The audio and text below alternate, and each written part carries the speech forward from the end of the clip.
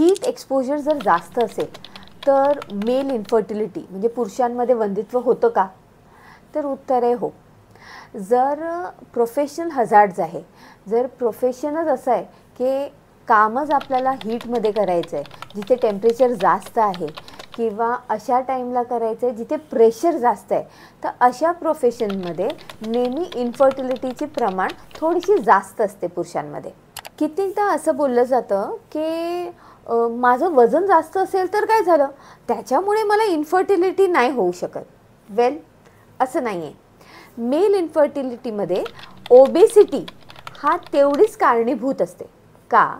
तर जर तुम्ही ओबीज आहात म्हणजे तुम्ही लठ्ठ आहात, तर एखाद्या वेळी तुम्ही प्री डायबिटिक असू शकता किंवा तुम्हाला डायबिटीज असू शकतं आणि हे दोन्ही स्वरूपामध्ये तुम्हाला वंध्यत्वामध्ये आपल्याला रिझल्ट पुअर भेटतात.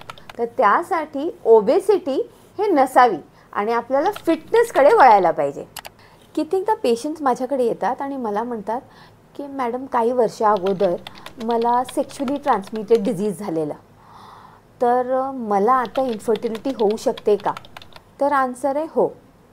जर तुम्हाला अशी सेक्शुअली ट्रान्समिटेड डिझीज आहे ज्याला तुम्ही त्या टायमिंगला एक्झॅक्ट ट्रीटमेंट नाही घेतली, तर कित्येकदा असं होतं की तुमचे टेस्टीज आहे त्याच्यामध्ये इन्फेक्शन होऊ शकतं किंवा तुमची वाज डिफरन्स आहे त्याच्यामध्ये इन्फेक्शन होऊ शकतं आणि ती ब्लॉक होऊ शकते आणि अशा टाईममध्ये पुरुषांमध्ये वंध्यत्वाचे प्रमाण वाढू शकतात. तर फर्स्ट इज STD व्हायला नाही पाहिजे आणि जरी झाले तर तुम्हाला ट्रीटमेंट घ्यायला पाहिजे.